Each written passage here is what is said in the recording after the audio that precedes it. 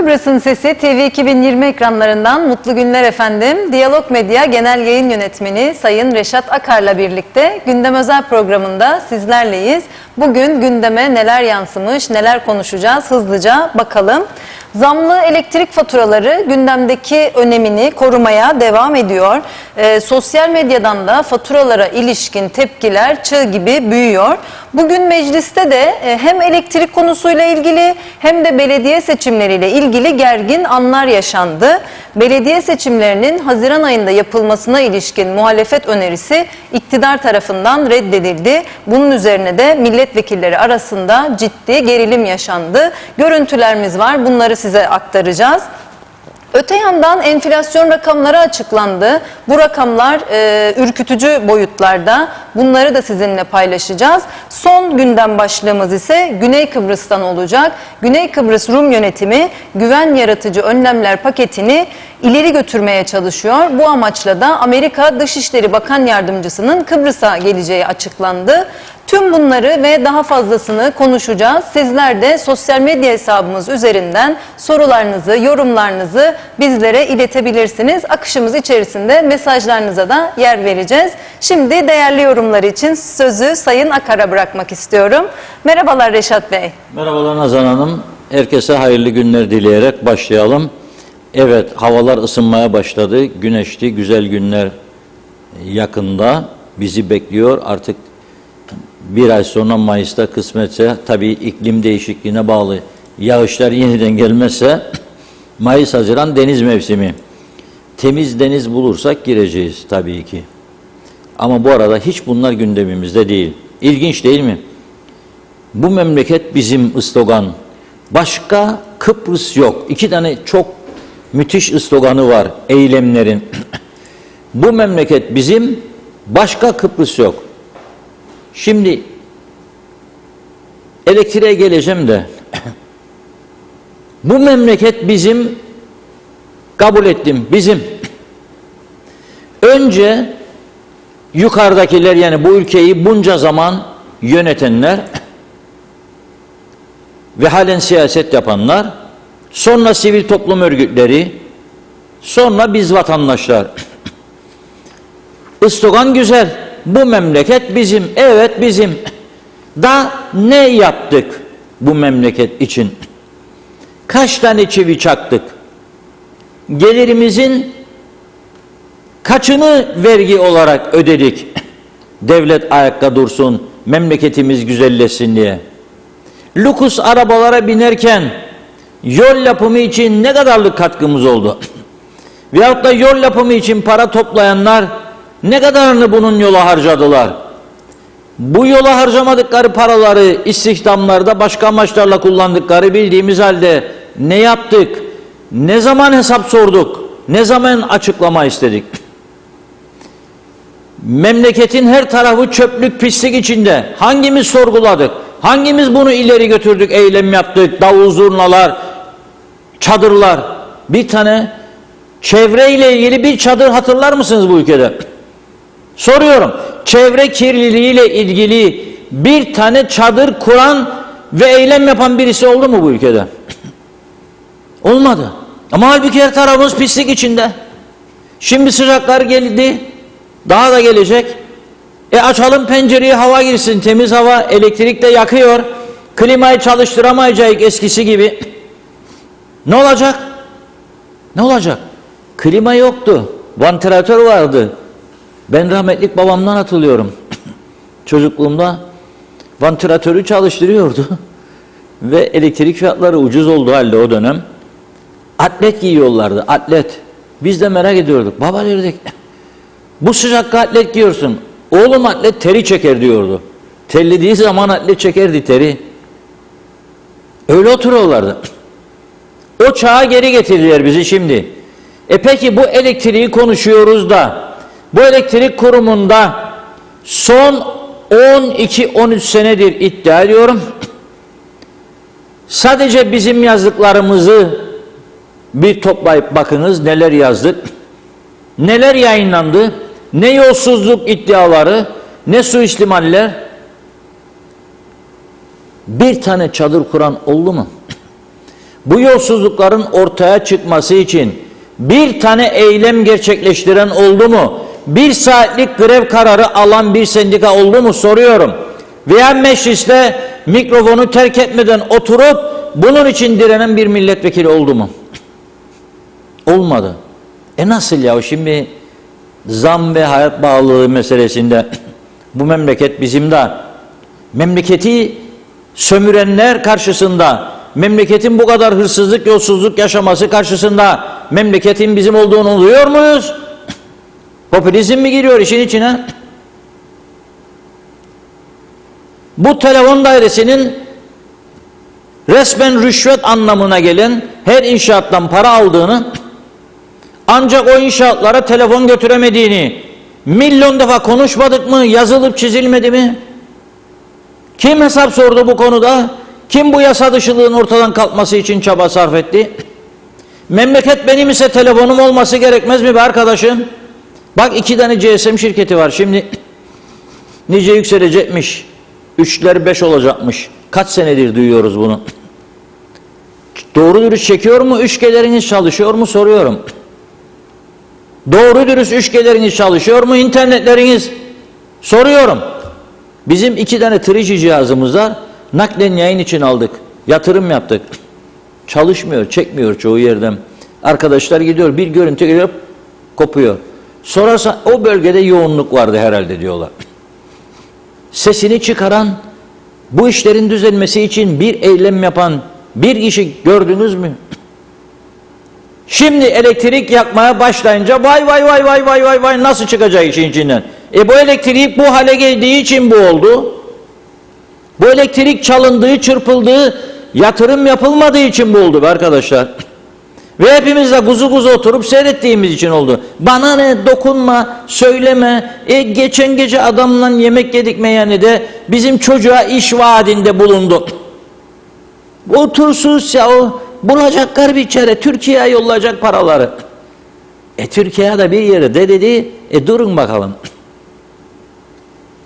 One minute demişti Erdoğan, İsrail Başbakanı'nı, Netanyahu'ya. One minute be kardeşim. Çekiyorsun, yatırım yapacaksın diye bir proje sunamayın. Niçin sunamadın diye sorduklarında, vallahi efendim de işte bizim bir karayolları vardı, o karayolları proje yapacak adam kalmadı ya da 2 kişi yetiştirmiyor. Dışarı çıkıp ölçüm yapacak adam yok. Ya da vallahi 2 tane istimlak meselesi vardı. Da çözemedik onu, adamlar kabul etmez istimlakı. Devletsin sen, devlet. İstimlak yaparsın ya. Tabii mağdur etmeden parasını da ödersin insanlara. İhtiyacın varsa istimlak yaparsın. 2 kişi teslim alamaz bir devleti. Nitekim çözüldü. Demek ki konuşulunca, cesaret verilince, ederi, parası, değeri de verilince oluyor bu işler. Trafik kazalar. Vay gene gitti. Canlar yandı, canlar yandı. Hangi eve ateş düştüyse o insanlar yanıyor doğru. Ama genel toplum akşam meyhanede kardeşim çekelim falan şişeler de diziliyor. Ne kadar çok içtiğimizde gösterelim. 2 şişe, 2 kişi bir de yatsın altına. Ne bu amma 2 şişe etmedi 3.'ye geçtiniz. Sonra binelim arabaya direksiyon başına geçelim. Şimdi ama daha tehlikelileri geldi ha. Ben bugün gözlerimle gördüm. Ben gözlerimle gördüm bugün Yenikent bölgesinde. Farları marları kırık dökük, içinde bir siyahi gidiyor.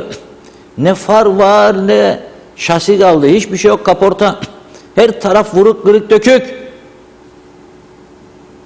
Ne olacak ya? Daha tehlikeliler geldi. Ne yapacak şimdi acaba? Vuruyor adam 4 tane genç insanı öldürüyor. Ve mahkemeye de bütün belgeler, bilgiler yansıyor.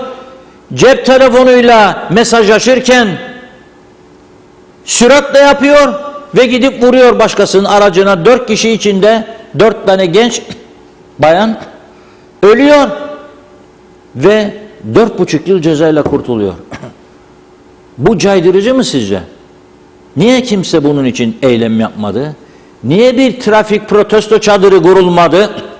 Niye araçların denetlenmesi için hükümetlere baskı kullanılmadı? Sadece ver bana sandviçi yiyeyim yahut da kebabı, şeftaliyi da tamamdır. Da ne isterse olsun. Yarın senin kapın çalındığında ne olacak? Sorarım, ne olacak? Ey Muhammedler, Mahmutlar, Mehmetler, Ayşeler, Fatmalar, Nuriyeler, size sorarım. Ne olacak? Dut yemiş bülbül olduk hepimiz.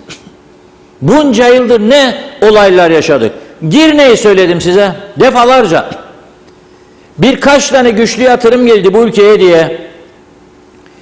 Almadı mı 3-5 tane amaçlı örgüt karpuzları da gidip karpuz kesecek vallahi eylem yaptı. Devrimci geçinenler de onlara destek çıktı. 5 yıldızlı otel yapan adamın sahiline gidip karpuzu kestik yerinde seyrettik, bizimdir. Sahiller yağmalanıyor dedik ha. Şimdi senin sahillerine değil denizlerinin içine her gün 100.000 kişinin atığı bırakılıyor. Duyuyor musun bunu? Koku evden içeri girmedi diye dışkıların kokusu duymuyorsun. Bana ne? Nasıl bu senin gidi denizler? Senin gidi denizler, hani girmiyorsun denize?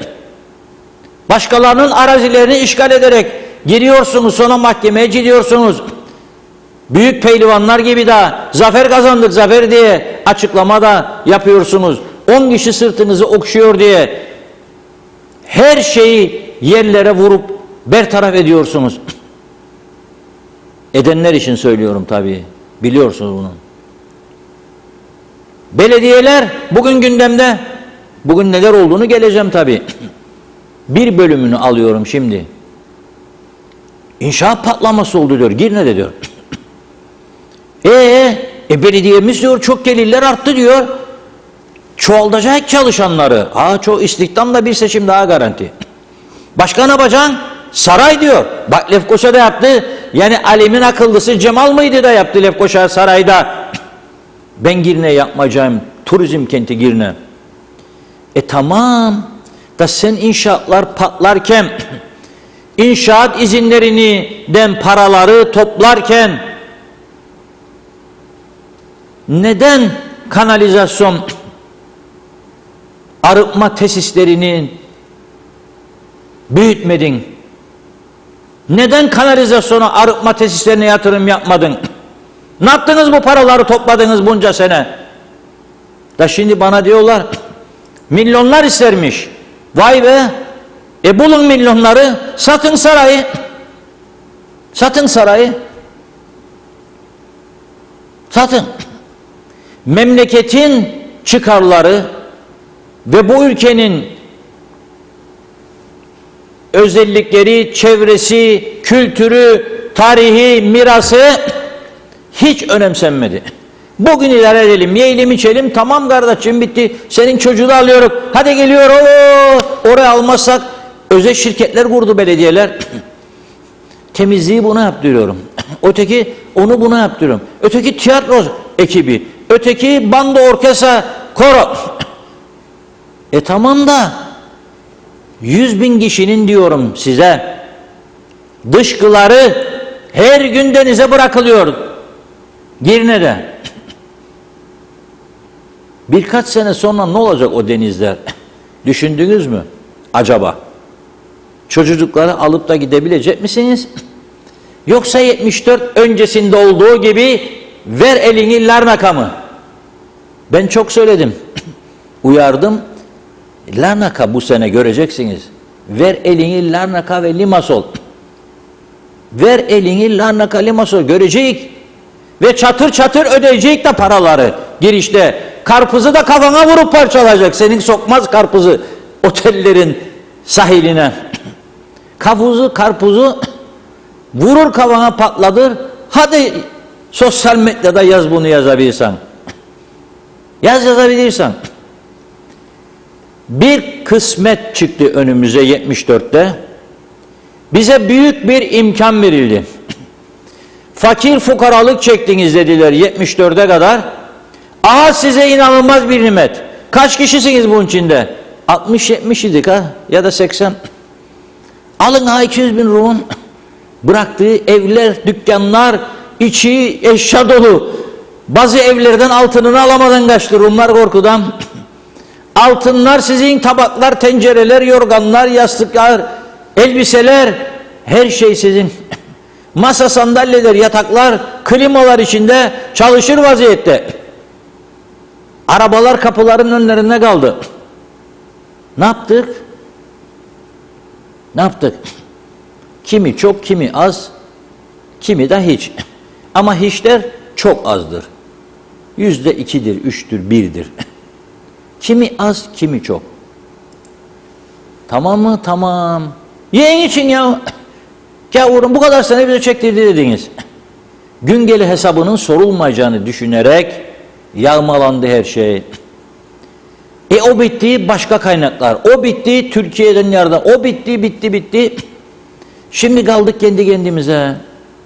Nerede kaynak yaratacak? Elimde diyor şimdi bizi yönetenler, sihirli değnek mi var diyor. Yoktur tabii sihirli değnek. Abrakadabra vardı bir zaman, sihirbaz onun elindeydi o değnek. Abrakadabra hayatta değil artık. Kimin elinde olacak? Mühim olan bir değnek bulup yanlışları düzeltmek için o değneği kaldırıp indirmektir. Değnek bulup indirmektir. Nedir bu? Yolsuzlukları sorgulamaktır. Bir an önce neticelendirmektir. Suç işleyenin cezalandırılması demektir. Mesajlaşırken gitti vurdu ya, telefonda konuşurken öldürdü. Bilecek ki ömür boyu hapistedir. Aldı mı lüks araba bana hava atacak, 100.000 sterlinlik, 150.000 sterlinlik araba daha fazla vergisini ödeyecektir. Daha fazla sigortasını ödeyecektir. 18, 25, 28 yaş arası biz Avrupalılardan akıllı değilik. Niye onlar ilk ehliyet alanlara sigorta ücretini 5 kat 6 kat yüksek yaparlar? Hele de sürat arabası kullanırsa. İngiltere'de bugün bir sürat arabası ikinci el 5.000 sterlini alırsın ama 18, 22, 23 yaş arasındaki bir gencin sadece sigorta parası 15-20 bin sterlindir. Hadi alabilirsen. Ha biz işimize geldiğinde Avrupalı yaşam var mı? Avrupa'da da bizdeki gibi ilacını vermesin sana, öyle derik. Var mı Avrupa'daki gibi bak, orada yollar, bizde yollar. Bizde çöktü her şey. Kaç para verdik? Dün okudum burada, her 5 araçtan bir tanesi rapor edildi önceki gece. Cumartesi gecesi. Her 5 araçtan biri 100 karasıdır bu ya. Dünyanın hiçbir ülkesinde her 5 araçtan bir tanesinin rapor edildiği görülmüş, duyulmuş değildir. Bir eylem var mı ya bunun için düzelsin bu durum? Yoktur. Eylem yapacak halimiz yok zaten bunun için. Uyarı yayınlayacak, bildiri yayınlayacak halimiz yok. Bunlar çünkü oy getirmiyor, biliyor musunuz? Oy kim getirir? Oy kim getirir? Gece köyün meyhanesine gittik, yedik içtik. Orada geldi biri dedi, ama siz mecliste hiç bizim sorunları... Ne oldu? Bizim köyde bilmem ne yapacaklar da köy yolunu bileşleri yapmayı. Ya 2 mandıra var, mandırayı köyün dışarı çekeceğiz. Yarın İzzet Meclisi göresin ne yapacağım yeniden. Notlar alınır. Sabah o mandıra meselesi işte onun görevi yerine gelmiştir. Seçe seçe gönderdiklerimiz böyle. Yuttuk mu bunları senelerce? Yuttuk. Ben artık şunu söylüyorum. Yalan bir yere kadar be kardeşim. Yalanla dolanla hepimiz birbirimizi gandıra buraya geldik. Bunun sonu nedir? Ben filmin sonunu görüyorum. Filmin sonunu görüyorum. Filmin sonunu görüyorum. Şimdi Aksa'ya saldırıyor bazıları sosyal medyada. Ben olsam dedim geçen hafta kapatırım, borçlar içinde veririm mahkemeye. Derim ki benden bu kadar. İhtiyacı da yok. 7 farklı ülkede elektrik enerjisi üretip satan şirket burada her gün fiyatı bağlıdır, ucuzu beni ilgilendirmez, rüşvet dediler, yemediler, hiç. Savcılık var, polisler gitsin araştırsın. Ben de buradan bağıra söyleyeyim yaptıklarını. Ama hiç araştırma yok, bir şey yok. Biri bir şey söyler, kulaktan dolma. Bindirin, kapatsın gitsin bakalım ne olacak. 1 saatlik kesintiye, 2 saatlik kesintiye ne kıyametler koparıyoruz. İnsanlık mı bu, hayat mı bu? O kapatıp giderse zaten 12 saat kesinti. İkinci mesele. Mesela diyor ki Maliye Bakanı, gemi diyor fırtınadan gecikti meselesi değil. Ben zaten başından beri hiç inanmadım. Ya zam yapacaklarında gemi gecikti diyorlar bu ithalatçı 2 şirket. Rüzgara da tutuldu. Antalya limanına sığındı. Son çıkan da vallahi Karadeniz'de mayın taraması yapılırmış. Gemi sanki oradan geliyor buraya. Da bırakmamışlar geçsinmişmiş. Da onun için gecikmişmiş. Mesele o değil. Mesele depoda son damla kalana kadar yakıt kullanıyorlar. Para toplamaya çalışıyorlar. Yarın da ihale var. 6 Nisan 150 milyon istiyorlar borçlansınlar. Geçen defa 150 istediler, 35 borçlanabildiler. Şimdi 150 milyondan bakalım kaç borçlanacaklar. Ve bu arada Kıptek bu zamlı tarifelerden ne kadar para toplarsa onu da koyacaklar üstüne alacakları borcun. Ödeyebilirlerse gemi 10 Nisan'da boşaltacak. Ödeyemezlerse geminin acelesi yok. Kaptan açıklarda oturur, atar oltayı, çeker balığı, yakar mangalı, yer balığı, bekler seni. 11'i, 12'si, 13'ü. Ama bu arada kesintiler 2 kat, 3 kat artar değil mi? Peki bu memleket bizim dedik. Dün feryatlar gördüm. Gene kanser haftasıymış bu hafta. 1-7 Nisan. Feryatlar var. Ölüyor insanlar, işte bir avukatımızı kaybettik. Tedavi görüyormuş orada. Bugün sosyal medyada paylaşılanları da okudum. Bu adamların ilacı yok. Bugün diyor bakan bey bir kontrat imzalayacak, bir sözleşme diyor da kanser ilaçları gelecek. Ama 2 hafta evvel de söyledin bana bunu. 1 ay evvel de söyledin bana bunu. Neden zamanında gelmiyor? Para yok. Kim eylem yaptı? Kim? Hastanede tedavi görenler senin yakının değildir diye umursamadın bunu. Sonra memleket benim. Bu insan da benim. Bu insan da benim insanım. Ne yaptık acaba? Eğitici bir şeyler görüyor musunuz kansere karşı? Eğitici bir program Sağlık Bakanlığı'nın televizyonlarda, gazetelerde kampanyaları, orada burada var mı bir şey? Yok. Kimin umurunda? Ama memleket benimmiş. Memleket benim ise bu memleketin içinde yaşayan ben mutlu olmam lazım. Mutlu olmam lazım. Başladı şimdi alkol 1, deterjanlar 2, bazı gıda ürünleri 3. Yazıyor bana şimdi bir arkadaş, diyor ki 9 liraya diyor 15 kilo deterjan aldım. Nasıl ha diyor. Dedim müthişsin. Büyük olay dedim. Biz de alabilir miyik diyor. O benden iyi bilir fiyatları. Bakkal gezer vatandaşlar. Mecbur oldu artık. Memleket bizim ya. Başka Kıbrıs yok diyor. Şimdi ona geleceğim. Bazı insanlar bana çok kızacak ha. Bazıları. O yağlanmışlar var. Rum mallarından. Bana çok kızacaklar. Kızsınlar. Başka Kıbrıs yok. Biz neyik? Kıbrıs'ın vatandaşları mıyız? Kıbrıs'ta yaşayan insanlar mıyız? Evet. Bu Kıbrıs'ta benim yaşam hakkımın olması için Kıbrıs, başka Kıbrıs yok. Bu Kıbrıs'tan hak talep edebilmem için benim toprağımın olması gerekir mi? Gerekmez mi? Var mı benim toprağım? Ne kadar var? Bütün adada ne kadar toprağım var? 15, %15. Maksimum 12,5 falan der Rumlar. Maksimum diyorum ha. Elimde tuttuğum 38,5. Arada ne var? 23,5. Ne olacak bu 23,5? Ben ödemeden bunun parasını ötekiden takas kabul ederse karşı taraf. Bu toprağın gerçek sahibi olmadan nasıl başka Kıbrıs yok? İstogan'la sarılırım. Oturduğum ev benim değil. Biçtiğim tarla, ektiğim biçtiğim tarla benim değil. Nasıl hak talep edeceğim? Bir çözüm yolu. Verdiler bize. Avrupa İnsan Hakları Mahkemesi baktı, Loici davası. Başka davalar gelir arkasına. Aresti. Adamlar dedi, bir dakika ya dedi. Yani biz Kıbrıs'tan başka dava görmesek de bunlar 100 yılda sonuçlanmaz. Ne yapmak lazım? Bu işe pratik bir çözüm. Dedi ki Rumlara, siz Kuzey Kıbrıs'taki mahkemeleri tanımıyorsunuz. Çünkü iç hukuk tüketilmeden ahime gidilemez. Siz dedi orada dava açıp hakkınızı alabildiniz mi? Yani size mahkeme Kıbrıs Türk Mahkemesi demesi lazım. Dava açtığında ben senin bu arsana veya evine 100.000 sterlin veririm. O da kabul etmem bunu deyip o zaman ahime gitme hakkı var. Dedi işgal bölgelerindeydi. Biz dedi mahkemeleri tanımayız.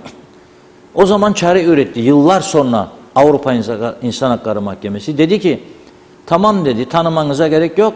Ben mahkeme görevi yapacak bir komisyon oluşturacağım. 2 tane yabancı koyacağım içine. 2 de yerli. Kabul mü oğlum dedi. İtiraz edemediler. Kuruldu bizim Mal Tazmin Komisyonu. İlk bir 100-150 dosya, 200 dosyada sonuçlandırdı. Kimisi takas, kimisi iade, kimisi tazminatını öder. Çoğunluk öder. Ve Rumlar kabul etti bunu, düşünebilir misiniz? Kilise hainsiniz dedi, gidenler satmayın dedi. O bizim alacak günü geldiğinde malımızı dedi, sakın dedi, ihanet etmeyin davamıza dedi. Onlar da dedi, özel anlam planı sonrası bunlar, hiçbir çözüm planına evet demez bizim liderlik.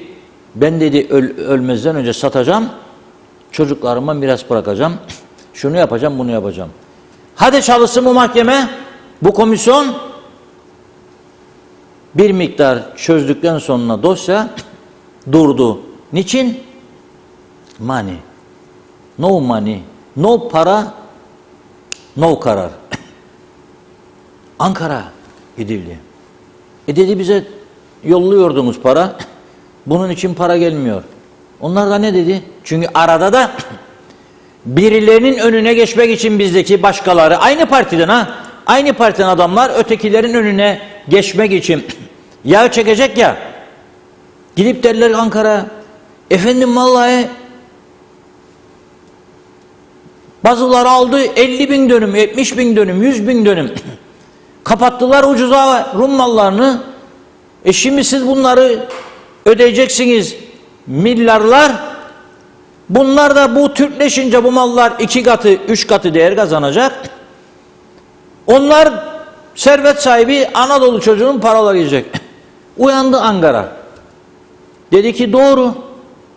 Siz de dedi elinizi, o çok kullandıkları laf var ya, taşın altına koyun dedi. Bizimkiler elini Kıbrıs'a döndüklerinde kağıdın altına koydular. Uuu diyor. Ne? Çünkü yanındakiler, onu oraya getirenler çekerim ayağının altındaki halıyı dedi. Kuruş vermek yavrum malına dedi. Bizde de seyrettik bu cümbüşü. Çünkü çoğumuzda var. Hoşumuza gitti. Bir de yanlış anlattılar. Dediler ki yani oturduğum Rum malına ben vergi vereceğim. Hayır. Öneri şuydu. Oturduğun evin dışında fazla malın var. Satıyorsun Nazan Hanım'a bu malı. Satarken Türkleşince mal 2 katı değer, zaten çok para kazanacaksın. Bunun %50'sini ver. Aman olmaz. Ankara gene gidildi. Ankara dedi bu da peki be dedi, %20 be dedi, hadi. Siz 80 ben. Meclise götürdüler tasarıyı. Ne sağcı ne solcu ne de futbolcu hiçbir yaklaşmadı bu işe. Çünkü iki tarafın da çevresinde dediğim gibi binlerce. Şimdi ne olacak hadi? Şimdi ne olacak? Şimdi ne olacak onu söyleyin bana. Yakın bir gelecekte ben görüyorum. Önümü görüyorum. Ne olacak? Yasayı geçirmediler, çalıştırmadılar. Topraksız vatan olur mu da iki ayrı eşit egemen devlet, toprak benim var. Nasıl yapacak? Bir daha savaş yani. Da bırakacaklar bizi, AB üyesi ülkeyi işgal edelim. Bahva denize dökelim yani. Nasıl bu memleket bizim ya? Benim olmayan toprağın üstünde yarattığım bu düzen nasıl benim? Nasıl benim? Ne güzel alıştık yalan rüzgarına. Vardı ya öyle bir dizi. Ben de fırsat bulursam yazacağım. Yalan Rüzgarı Cyprus adı. Yalan Rüzgarı Tiarensi daha güzel. Bu bölgede geçerlidir bu. Onlar kafalarını vura vura, tokuşa tokuşa gerçekleri öğrendiler. Onun için onlar için yazacak bir şey yoktur. Bizim için yazılması lazım. Yalan Rüzgarı Tiarensi. Çok güzel olur. Benden önce davranıp da birileri yazarsa bravo, ben de yararlanırım. Buyurun Nazan Hanım, başlayalım. Evet, teşekkürler Reşat Bey. Değerli izleyicilerimiz, mesajlarınız için teşekkür ediyoruz. Hemen hızlıca okumaya başlayalım. Evren Yüksel Almanya'dan yazıyor bize. Türkiye'de ne kadar olumsuzluk varsa aynen Kuzey Kıbrıs'ta da uygulanıyor. Türkiye ne zaman düzelirse Kuzey Kıbrıs'ta o zaman düzelir diyor. Fikret İpekçioğlu, bu memleket bizim hikayesi de artık rafa kalkmıştır. Türkiye'deki zorlukların aynısını Kıbrıs halkına da yaşatıyorlar.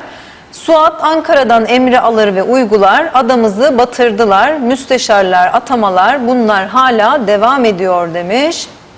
Kemal Çiçek, madem ki hep beraber atlatacağız diyor hükümet, tamam kendileri de bu sıkıntı bitene kadar bütün vekiller, bakanlar maaşlarını 10.000 TL'ye çeksin de görelim diyor izleyicimiz. Sevinç Dinçer, pandemi hastanesini bile Türkiye'siz yapılamadı, yapılınca da ortalık kalktı, oturdu diyor. Mehmet Uluçaylı, iyi günler, iyi yayınlar, kolay gelsin diyor bizlere. Teşekkür ediyoruz Mehmet Bey. Demre Coşkun, selamlar. Gençliği çalınan bir vatandaş olarak bir ricam var. Gençliği toplayıp eyleme çağır. Sadece konuşmakla, başbakanlık önünde slogan atmakla bir yere varamıyoruz. Elçilik önünde büyük bir eylem düzenlemek gerektiğini düşünüyorum. İyi yayınlar demiş. Doğan Falyalı, hayırlı yayınlar. İşimiz allem gallem Mansura diyor. Sanki Lübnan'ı kopya eder gibi gerekeni yapmayan, ben bilirim, ben yaparım olur dendiği müddetçe bu kadarcık olur diyor. Engin Sedat Tözün, bu memlekette çok çadır kuruldu, trafik içinde eylem yapıldı, temizlik içinde, göç içinde, görmek istemeyen görmez diyor. Nerede? Nerede söyle? Hadi dur bir dakika duralım. Nerede yapıldı? Trafik için nerede eylem? O ölen insanların ailesinin yaptığı 3-5 kişinin yollardaki eylem mi? Ben büyük toplum, tüm kitleler, tüm sendikalar, tüm örgütlerden söz ediyorum, tüm partiler. Nerede? Bir tane bana gösterin. Hayda çevre için. Nedir? Elde 3 tane 5 tane kadın yürüdü, o mu? Ben geçen hafta başbakanlık önündeki eylem gibi eylemleri kastediyorum. Bir tane tarih verin bana. Bir tane. Ben 40 yıldır bu ülkede gazetecilik yapıyorum. Bir tarih verin bana, ben unutmuş olabilirim. Belki hafızam zayıflamıştır. Ne eylemi? Evet, buyurun. Hasan Nihat Erduran, bütün yapılan eylemlerin hedefi BM ve ambargolar olmalıydı. Bu şekilde ekonomi mümkün değil çünkü böyle gelir toslar işte demiş.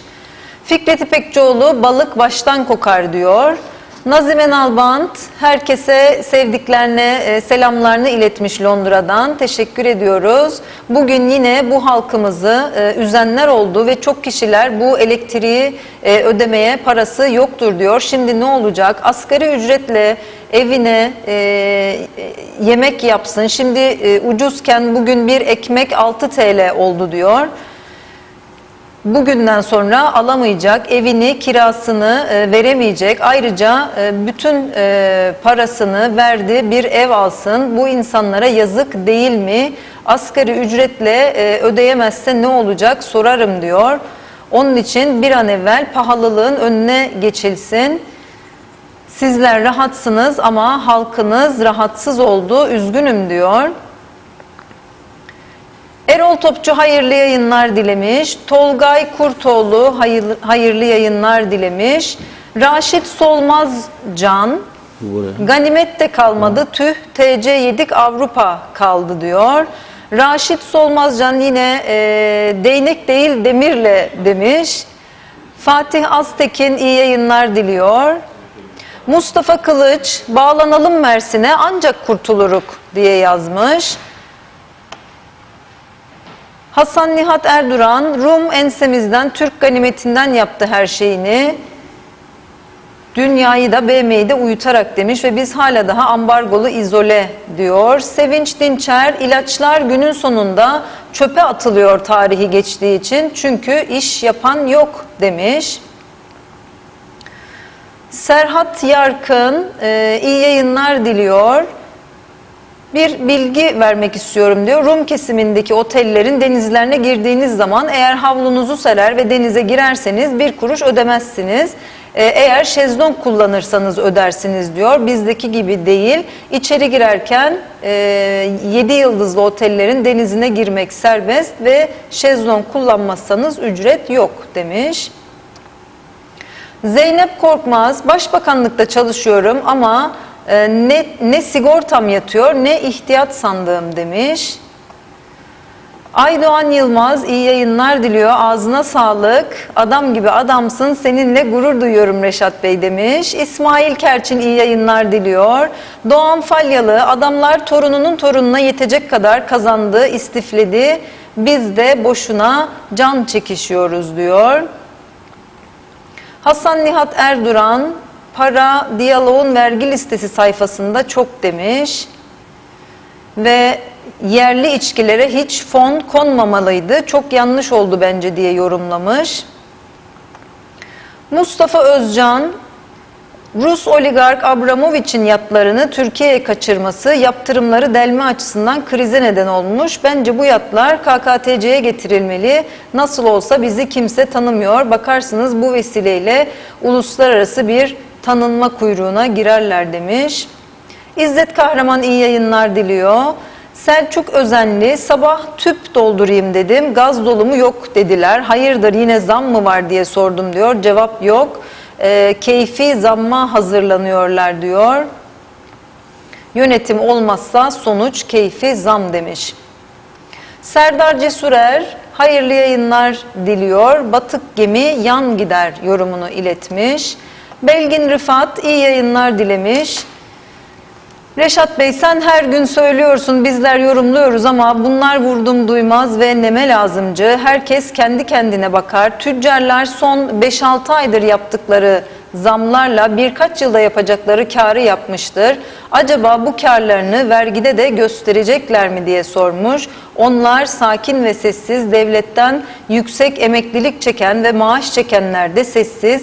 Yarısı müsteşar, yarısı müdür, kimisi birkaç kurumda yönetim kurulunda. Onlar hiç ses çıkarmıyor. Hatta çıkaranlara da kızıyorlar demiş. Teşekkür ediyoruz. Oldukça uzun bir mesaj. Diğer mesajlara da yer vereceğiz. Fikret Karahan, şimdi referandum olsa %88 bu düzene evet der diyor. Mehmet Bozyel, hayat çok pahalı, geçinemiyoruz, perişanız, açız demiş. Doğan Falyalı, bugün patatesin fiyatı borsada 20 TL fiyatlandı. Fakir fukara 2 patates 1 yumurta ile idare edecekti. O da gitti diyor. Mehmet İnancı, iyi yayınlar, hoş vakitler demiş. Teşekkür ediyoruz. Nazime Nalbant, kışkırtan insanlar varmış da çok rahatsız oldular. Kendileri halkı için çalışıyorlarmış. Neyi yaptılar söylesinler diyor. Çıkıp da konuşanlar, eğer halkını sizler düşünseydiniz bu halkımız niçin sokaklara çıktılar, yapmayın. Hasta olanlara hani ilaçlar gelecekti, bu hasta olan insanlarımızın yaşam hakkını elinden almayın. Daha çok yardımcı olsun, daha çok yardımcı olun, yaşasınlar. Sadece doğru hep paralar borçlandınız. Ondan sonra da halka zamlar yaparak borçlarınızı ödüyorsunuz. Bu doğru mu soruyorum demiş. Cihan Köroğlu iyi yayınlar diliyor. Mehmet Bulduk, Reşat Bey şu an aradılar. Tüp gaz fiyatları 230 TL oldu. Sessiz zam diyor saat 5'ten sonra. Hemen devam ediyoruz. Ayhan Altıntaş, iyi yayınlar. Bugünkü Sözcü gazetesinin haberi, KKTC enflasyon oranı Türkiye'yi geçti. İstanbul'dan selamlar, iyi yayınlar dilemiş. Teşekkür ediyoruz.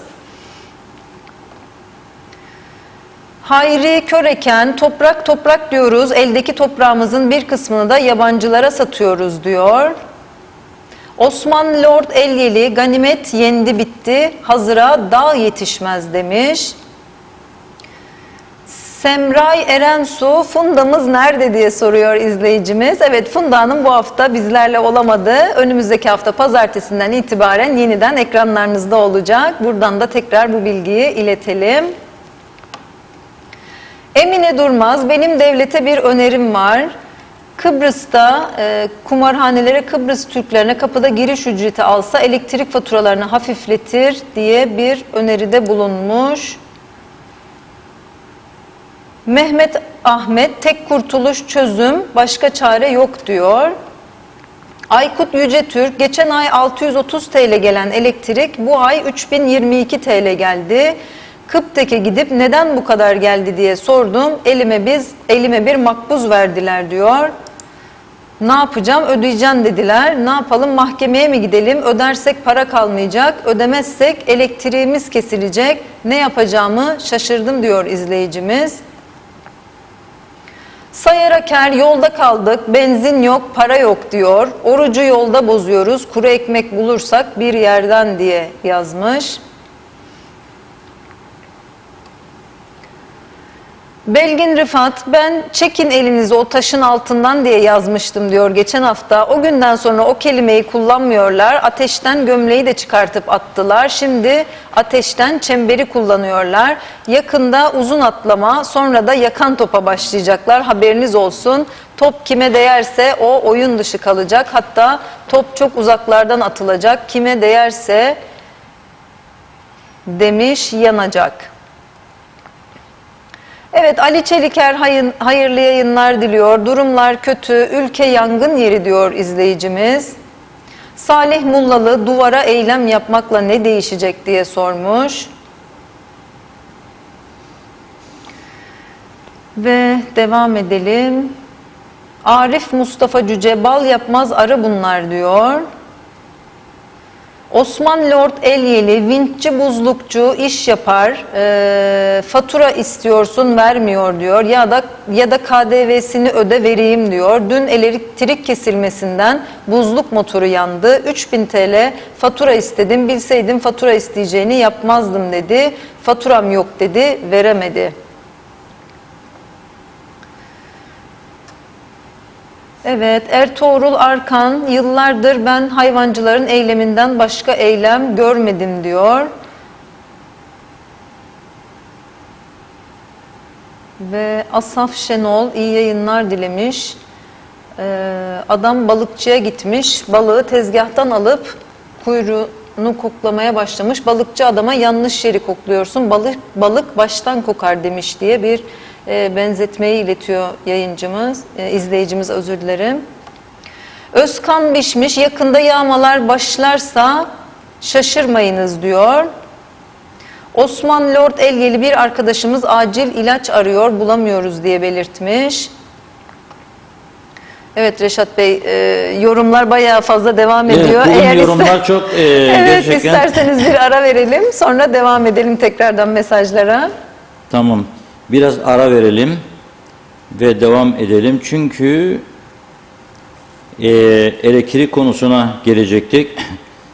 Çok konumuz vardı. İşte evet. Algılama meselesi. Bakın. Hiçbir şeyi de kabul etmeyiz. Memleket battı be kardeşim. Bu batışın sebebi sade siyasiler değil, onların sırtını okşayan bizler de sorumluyuz. Ben kendime de pay alıyorum, çıkarıyorum. Nedir hala da bu saat oldu, yok o da oldu, bu da oldu da öyle değildir de böyle değildir. Ya o yaşadığımız gerçekleri söylemeyiniz bize.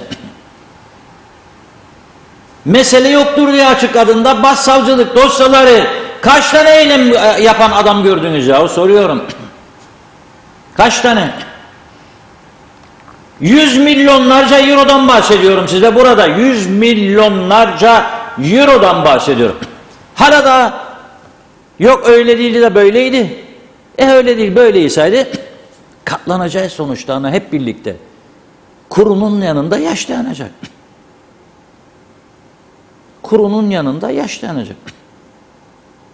Bu kadar basit. Bu kadar basit. Hala bugün oldu. Buysa budur. Bak şimdi elektrik var diye Sesler çekildi. Dün zamlara bağırdık, çağırdık. Bir gün bugün de yarın ateşi söner bu işin. Ateş söner.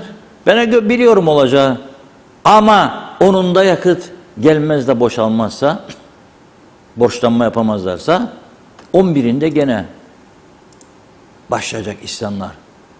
Çünkü bu da öyle bir saat kesilmeyecek. Yollar çöktü. O evi ilgilendirmediği için, yani karanlık meselesi olmadığı için umurumuz değil.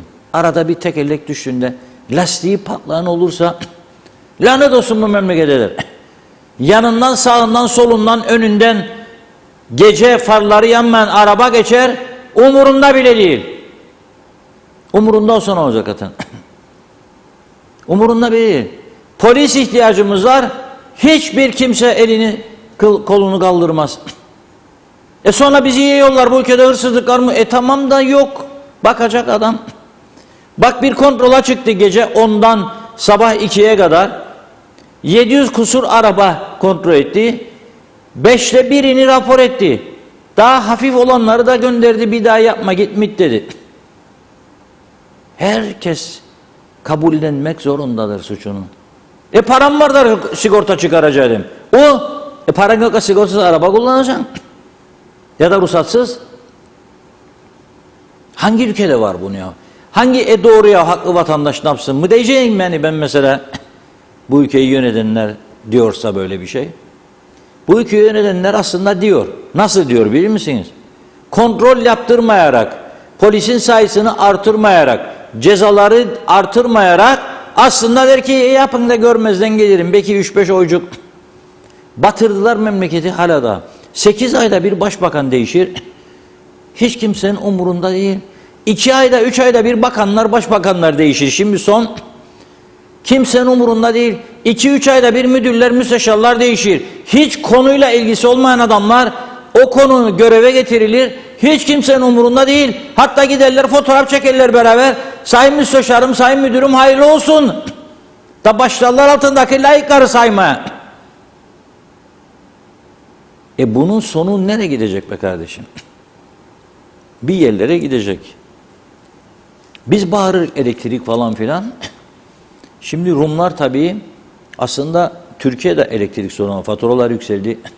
Bağırma çağırmalar var da çare üretmeye çalışıyorlar. Mesela bir şirket bugün bana bir bayan izleyicimiz gönderdi. Girdim sonra şirketin sitesine. Otobüs duraklarının olduğu yerlere bile rüzgar panelleri kuruyorlar böyle. Elektrik üretiyorlar. Rüzgar enerjisi konusunda çok gelişme var Türkiye'de. Güneş enerjisi. Güneyde kaç defadır söylüyorum, 5-6 şirkete özel 5'er megawattlık elektrik üretme yetkisi verdiler güneşten. 5'er megawatt. 6 olsa 30 megawatt. Bizim günlük ihtiyacımız bu sıcak havalarda 250-300'ü bulmaz. Peki ne oluyor? Bizde çare üretilen bir durum gördük mü? Herhangi bir proje, rüzgar enerjisi, güneş enerjisi. Adam evinin damına koymak ister. Ona bile izin isterler. İzin verilir, verilmez, bekle derler. Kapasite doldu derler falan filan. Şimdi bugün taze bir haberi okuyorum size. Rum yönetimi başkanı Nikos Anastasiadis Güney Kıbrıs'taki Enerji Düzenleme Kurumu başkanıyla bir görüştürme gerçekleştirmiş ve son durumu görüşmüş kendisiyle. Biliyorsunuz bir Euro Asya projesi vardı. Şimdi diyor ki Anastasiadis, doğal gazdan elektrik üretimi için başlattığımız çalışmalar aksatılmadan devam ediyor. Gaz depolama tesisleri kuruluyor. Ve bu proje için, bu dev proje için Avrupa Birliği'nden 657 milyon euro destek almış bulunuyoruz. 657 milyon euro. KKTC'nin 2022 yılı bütçesinin de üzerinde bugünkü kullanım. Veya o civarda. Veya yakın. 3 kuruşun, 5 kuruşun hesabını yapmıyorum. Kafadan pratik söylüyorum. Ona yakın. Adamlar nelerle uğraşıyor? Ve biz burada elektrik santralına bir filtre koyamadık diye sadece konuşuyoruz. O kadar insan zehirleniyor, binlerce insan oralarda, umursamıyoruz. Deniz yok oldu, canlılar, kaplumbağaların bulunduğu bölgedir Alagadi. Hiç umurumuzda değil. Hiç ama. Elektrik var mı evde? Lamba yanıyor mu? Isıtıcıyı açtım, çalışıyor mu? Klima tamam bitti. Buzluk çalışıyor. Etler erimedi ya buzluktan. Bulliler mulliler. Asma yaprağı sakallar bazıları. Şimdi zamandır galiba gelecek bugünlerde. Toplayın asma yaprağını. 300 lira kilosu, 500 lira kilosu. Evde olanlar da naylonlara dizerler. Sakallar asma yaprağından başka zaman dolmacık yiyecek diye. Buzluk durursa elektrik yok. Çözüldüğünde asma yaprağı tekrar donar. Ne olacak? Et olmaz, tavuk olmaz. Asma yaprağı da bir öyle bir böyle olunca bilmiyorum ondan sonra yeğenler karın ağrısıyla nereye koşturur onu bilmem. Denemedim. Hiç de istemem. Deneyim. Be arkadaşım, yani yanı başımızda bunlar yapılıyor. Biz burada neyin kavgasını veriyoruz? Teknece para bulduk mu bulmadık mı?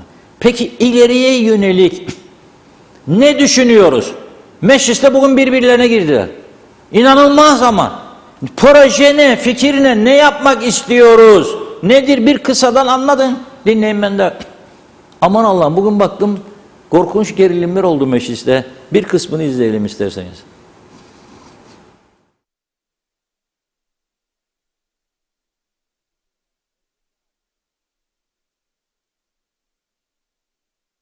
Bu ülkede siyasete karşı güvensizlik yerlerde sürünürken yurttaş hepsi aynıdır dedikçe ben arıma boğulmaktayım. Çünkü ben bu makamlarda bulunanların hiçbirinden aynı değilim. Reddediyorum. Ben bunların halkın en küçük bir kaygısını duyduğuna inanmıyorum. Dolayısıyla ben bunlarla aynı olmayı peşinen reddediyorum. Bu kadar net ifade ediyorum.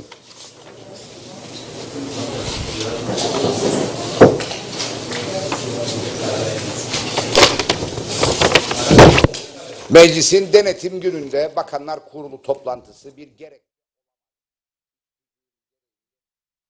Arkadaşım yaşa. Erkut Şahin'in konuşmasını biraz vereceğiz çünkü karşıdan laflar maflar bağırmalar oldu ama şu an açıklama yapılıyor. Bakanlar Kurulu vardı. İnşallah hayırlı haberler gelir. Hadi bakalım izleyelim. Bizleri bazı tedbirleri alma zorunda bırakmıştır. Fakat almış olduğumuz bazı tedbirlerin geçen gün mecliste de yaptığım konuşmada eğer ki halkı özellikle içinde bulunduğumuz bu süreçte daha da sıkıntıya sokacak bir duruma gelirse tabii ki bunu tekrar değerlendirmemiz gerekir dedim. Ve eğer bir yanlışsa da yanlıştan dönme bir erdemdir dedim. Bugün yaklaşık 4 saattir yapmış olduğumuz Bakanlar Kurulu toplantısında öncelikle bildiğiniz gibi yaklaşık 10-15 gün önce bir düzenleme olmuştu. Bu içkilerle ilgiliydi, alkolle ilgiliydi. Bu süre içerisinde yapmış olduğumuz ilgili ithalatçılarla ve ihracatçılarla artı bu konuda direkt olarak etkilenen işletmelerle yeni bir düzenlemenin hem çalışanlara o hizmet veren restoranlarda hem de güneyle olan dengenin tekrardan yakalanması. Çünkü bu süreç içerisinde gene yaptığımız araştırmalarda güneye bir kayışın olduğu, çünkü bizim balansımız ve dengemiz güneydeki fiyatlarla değerlendiriliyor. Dolayısıyla ve aynı şekilde tabii ki duty free'lerden yurt dışına giden içkiler birçok ilgili adresle bu konuları görüştükten sonra şöyle bir kararı bugün ürettik. İthal içkiler litre başı 50 TL'den 25 TL'ye düşüyor. Yerli içki 40 TL litre başından 15 TL'ye düşüyor. Şarap 20 TL litreden 7 TL litre başına. Bira 15 TL litreden 5 TL litre başına ve fıçı bira 17,5 TL litreden 6 TL litre başına bir düşüşü sağladık. Bu özellikle güneyle olan dengeyi tekrardan kuzeye kaydırma anlamında ve aynı zamanda tabii ki restoranların, küçük restoranların özellikle surlar içinde, Mausa'da eski surlar içeri bölgesindeki yapmış olduğumuz temaslardaki sıkıntıları gördük. Ve dediğim gibi güneyden kuzeye bir kayış olduğunu gördük bu konuda. Ve bunu tabii durdurmamız gerekirdi. Bu kararı ürettik. İnşallah hayırlara vesile olur. Önümüzdeki süreçte de bunu tekrardan tabii ki değerlendireceğiz. Şunu söyleyeyim, vermiş olduğumuz bu fiyatlar, bu değerlendirmeler tüm ilgili sektörlerle ve ilgili adreslerle yapılan görüşmelerin sonunda ortaya çıkan ortak paydadır. Ve bunun sonucunda bu rakamlar belirlenmiştir. Bugün de Bakanlar Kurulu'na sunulmuş ve oy birliğiyle kabul edilmiştir. İkinci bir konu elektrik faturaları. Biliyorsunuz orada da son dönemde yine aynı şekilde mali sıkıntı ve KıPTEK'in içerisinde bulunduğu mali darboğaz nedeniyle bir düzenleme yapılmış ve halkımızdan özellikle son 3 gündür inanılmaz bir tepki derken ciddi rakamlara ulaşıldığı için bunların ödenmesinde dahi büyük problemler yaşadığınızı bizzat halkın içerisinde gördük, yaşadık. Bugün bu konuda da elektrik faturalarının süspanse etme kararı aldık. Size rakamları şu anda paylaşmak istiyorum. Ve bu rakamlar bu ay gelen ve isyan ettiren faturalarla ilgilidir. Onu söyleyeyim. Geçtiğimiz ay değil tabii ki. Sıfırla 250 birim 0.98'di. 0.98 olarak devam ediyor. 251 ve 500 arası 2.70'ten 1.70'e düşüyor. 501 ile 750 arası 2.95'ten 2'ye düşüyor. 751 ile 1000 arası 3.25'ten 2.25'e düşüyor. 1001'in üzeri 400'den 3.30'a düşüyor. Bu arada tüm sektörlere 2.70'ten 1.70'e düşüyoruz. Tüm sektörlerin biliyorsunuz sanayi, turizm ve diğer sektörler, eğitim, hayvancılık, tarım 2.70'ten 1.70'e düştük. Ve bu faturalar bu şekilde ödenecek. Şunu da ilave etmek istiyorum. Eğer bu arada otomatik ödeme olduysa ki geçen ayın ödeniyor şu anda ama onu da gerekli yerlerle görüştük. Mahsuplaşma şeklinde bu da telafi edilecek. Tabii biz bunları tabii saatlerdir, daha doğrusu günlerdir tartıştığımız ve mecliste yapmış olduğumuz kürsüden yapmış olduğumuz konuşmalarda da örnek olarak hep şunu verdik. Bir doktor olarak ameliyat yaparsınız. Ameliyatınız çok düzgün geçer. Hiçbir sıkıntı olmaz. Hasta taburcu olur, evine gider ama bazen binde bir de olsa ufak kanamalar görürsünüz. Eğer müdahale etmezseniz o kanama artar, enfeksiyon gelişir ve hastanın çok daha ciddi komplikasyonlar ortaya çıkar. İşte önemli olan bunları fark etmek, halkın özellikle itirazını, halkın sıkıntısını görmek. Bu kısa süre içerisinde bunları bizzat gördüm, bizzat gördük ve böyle bir kararı da almayı yine Bakanlar Kurulu kararıyla, oy birliğiyle aldığımız bir karar.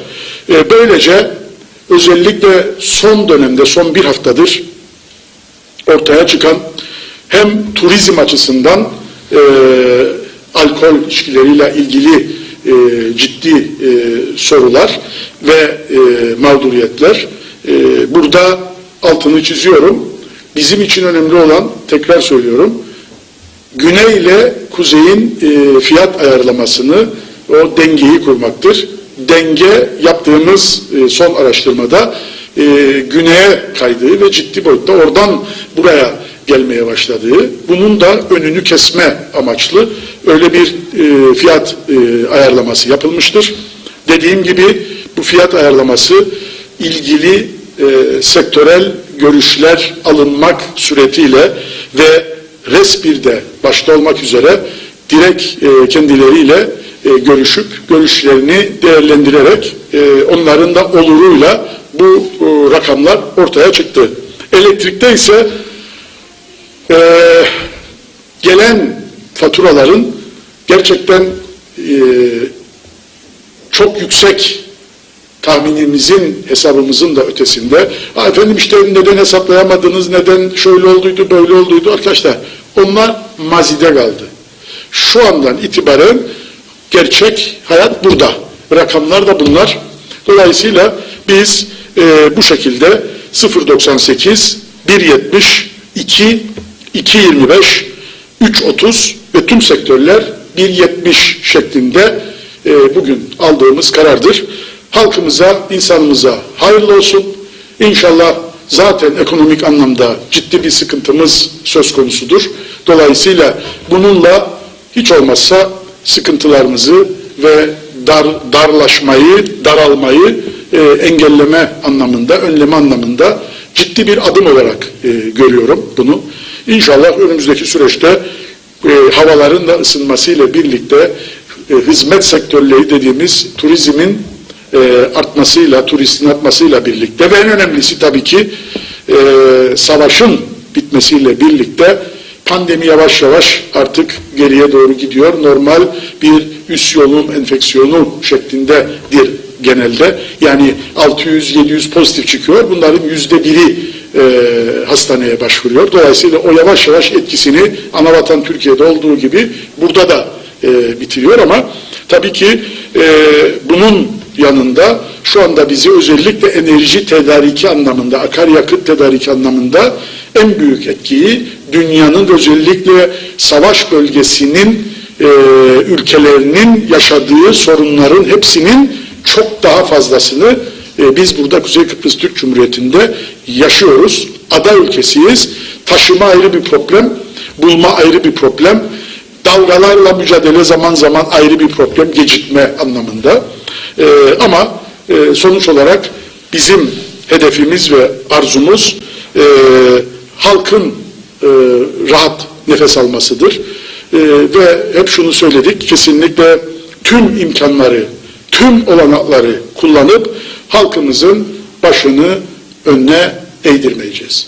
Bu konuda elimizden ne gelirse yapıyoruz, yapmaya da devam edeceğiz. İnşallah önümüzdeki süreçlerde daha güzel, daha mutlu haberlerle yine sizin karşınızda olacağız. Şimdiden hayırlı olsun diyorum. Teşekkür ederim.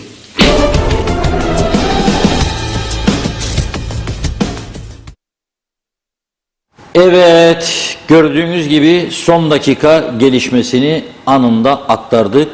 Bakanlar Kurulu bugün 4 saatlik bir toplantı gerçekleştirerek elektrik konusunda ve alkollü içecekler konusunda getirilen zamları bir kısmını geri aldı. Geçen gün mecliste demişti Sayın Sucuoğlu, hatadan dönmek de erdemdir demişti. Yani aldık bir kararı geri gidiş olmaz diye bir durum söz konusu değil. Görünce halktan gelen bu tepkileri tekrar değerlendireceğiz demişti. Nitekim değerlendirdiler ve olumlu yönde bir karar çıktı. Bir nebze olsun rahatladık. Çünkü bizi sormuştu dün bazı izleyiciler, size ne kadar geldi? Çünkü ben bunu söylersem dedikoducuklar artacak. Gördünüz mü diyaloğa da bu kadar gitmiş, Reşat Bey söyledi falan. Onun için dünü bugüne bıraktım heyecan dorukta, çünkü gelmediydi fatura. Bugün geldim arkadaşlar, dedi Reşat Bey, dedi arkadaşlar iyi misiniz? İyiyim tabii dedim. Ne var? Bir dedi tansiyon hapçığı falan alsanız. Yok ya dedim, gerek yok. Nedir? Baktım bir binam, iki binamız var. Bir televizyon binamız, bir matbaa binamız. Bir tanesi ortalama 5.000 gelirken 16.000, bir tanesi 11.000 gelirken bir önceki ay 11.000, bu ay 41.000. 16, 41 daha 57.000. Nasıl çıkacak bu işin içi? 57.000 sadece elektrik. Nasıl gazetecilik, yayıncılık yapacak? Mümkün değil. Dedim arkadaşlara, düşünelim. Selmiye Camii dedim, eskisi gibi kalabalık olsa gider oradan toplarık paraları, dilenirik. Ama o da yok. Başka camiler. Camilerin sayısı çoğaldıkça millet dağıldı. Kaç caminin önüne gidip de toplayacağım para dedim. Bir düşünelim. Neyse. Duydu bizi herhalde Sayın Sucuoğlu. Ve bu kararlar alındı. Şimdi diyor ki 0 ile 250 kilowatt arasında, zaten en düşük tarifeydi 0.98 kuruş. Burada elektrik kurumu şimdiki maliyetlerle yaklaşık kilowatt başına 2 TL zarar ediyor. Yani 1.70 alalım. 250 ile 500'ü 2.70'e çıkarmışlardı. 1 lira birden düştüler, 1.70. 501 ile 700 kilowatt arası 2.95 idi. 2 TL'ye, ki en çok galiba kullanılan tarife bu. 751 bin 3.25'ten 2.25'e, 1000'in üzeri 4 kusurdan 3.30'a düştü diyor. Bu hiç olmazsa biraz ateşimizi söndürdü. Dolayısıyla tabii kimse ödemesin, şu anda beklesin. Yeni düzenleme açılacak bu son faturalar. Ödeyenler ne olacak onu söylemedi. Benim tahminime göre ödeyenler önümüzdeki faturada bu parasını alacaklar. Almazlarsa mahkeme yolu açık. Ama olumlu bir karar aldılar. Bunu da söylemek lazım. Bakanlar Kurulu aldığı bu karar olumlu bir karar. Şimdi bazıları diyor, görüyorum ben, aklınız neredeydi? Ya o haklıları tamam olsa zaten yapmazlardı. Ama en önemli soru şudur. Bence şunu sormak lazım. Madem ki siz 2.85'e mal ediyorsunuz da şimdi bana 1.70'e vereceksin diyorsun, 2'ye vereceksin, 2.25'e vereceksin. Aradaki farkı, eğer öyle rakamlar doğrusaydı, nasıl kapatacaksın? Hangi bütçeden ve bunu yaklaşık ne kadar bir maliyet getirecek? Onun hesaplaması yok belli ki. Bilmiyorum. Ama vatandaş açısından baktığımda olumlu bir gelişme. Bu paralara, bu fiyatlarla yakıt parasını toplayabilirler mi? Göreceğiz. Yarın 6 Nisan'da ihale var. 150 milyon borçlanabilecekleri mi? Onu da göreceğiz. İkisini görelim. 10 Nisan'da boşalır boşalmaz. 11'inde de bu konuyu konuşalım. İkincisi, ben de söyledim buradan. Yahu dedim, siz burada hiç Güney Kıbrıs'ı dikkate almadan dedim, kalkıp içkiye zam yaparsınız. Millet gidip oradan alıp gelmeye başladı dedim. Bazı meyhaneci, lokantacılar Rum marketinden fotoğraf çekip kendi geldik burada hiç kalmamış bilmem bilekleri diye fotoğraf paylaştılar. Görmüyor musunuz dedim buradan. görmüş oldular. İyi oldu görmeleri. Çünkü çark tersine dönüyordu. Dönmüştü de hatta. Gidip oradan alıp gelmeleri başladıydı. Şimdi diyor ki ithal içkilerin son vergisi 50 TL'ydi şişe başı. 25'e düşürmüşler. Güzel. Şarap fiyatları, şaraba şişesine 20 TL koymuşlardı. 7 TL'ye çektik. Bira 15 koymuşlardı. 5'e çektik diyor. Şimdi burada bu ithalatçılara da bir açık ve net mesaj vermek istiyorum. Hükümetin bu yaptıklarından sonra sizler de eller vicdanlara gitsin. El insaf kurallarını uygulayın. Aşırı zam yapmayın. Bu indirime rağmen arada fark olursa yine gidip alacak insanlar oradan. Sizler de kaybedeceksiniz. Açık ve net söylüyorum. Kaybedeceksiniz günün sonunda. Onun için fiyatlarınızı gözden geçirin hepiniz. Hepiniz. Şubat ayında 98 TL olan bir Türkiye şarabı nasıl olur da 20 lira koyduğu halde hükümet 300 oldu geçen hafta. Baktım. El insaf diyorum. Bakın Fransız şarabından bahsetmiyorum. Türkiye'nin şarabından bahsediyorum. Orta direk şarabı, orta derece kalite. Pahalı da değil ama orta, basit de değil. 98 TL'den 300'e nasıl çıkarıyor? Efendim Türkiye olmaz o kadar atmaz ya. Demeyin bana bunu. Sonra siz ihracat kapsamındasınız. Daha ucuz alıyorsunuz. Yapmayın bunu. Bir turizm ülkesinde insanlar iki şeye bakar. Bir, güvenlik var mı, terör var mı? İki, şarap fiyatları, alkol fiyatları ama özellikle şarap. Yapmayın. Sonunda hepimiz acı çekeceğiz. Ne kadar az turist, o kadar çok işsizlik, o kadar az satış, üretimin elde kalması. Defalardır söylüyorum. Bunu bir yerlere yerleştirebilirsek ne mutlu bizlere. Ama hükümetin bu kararı yerinde bir karardır. Gene eleştirenler de olacak tabii. Daha çok yapamaz mıydı? Vay ne yap dedi, ne al dedi. Evet. Tabii eleştiriler de yanımıza kaldı. Şimdi diyorum ki işte onun için bakınız bu işe 657 milyon verdiğine göre Avrupa Birliği Kıbrıs'a diye veriyor o. Daha da geç olmadan otursun birileri konuşsun Avrupa Birliği ile. Desin ki veriyorsunuz. Bak şimdi zaten günde 50, 60, 70 megawatt alıyoruz Rum'dan.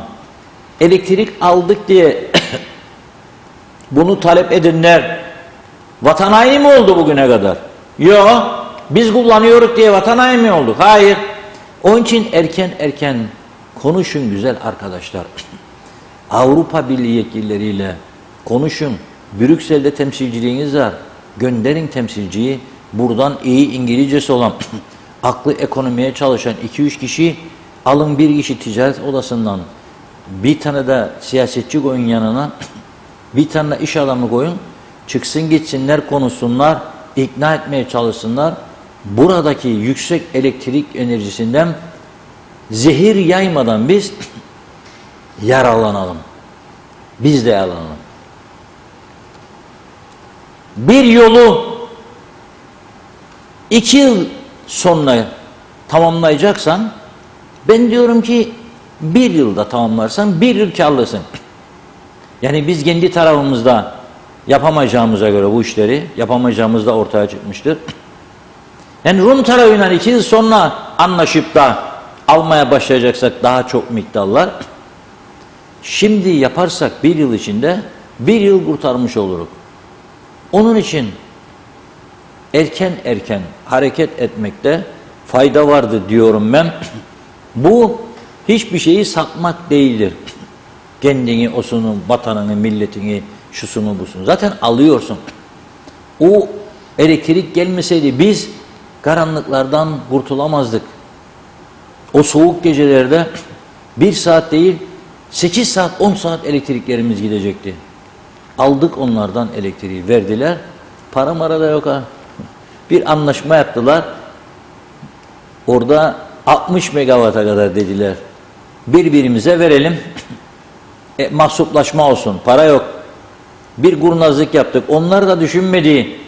Bizim tekneciğin gün gele yakıt bile bulamayacağını ve tekneciğini, arıza olduğunda büyük arıza 10-20 megawatt veririk yahu dediler.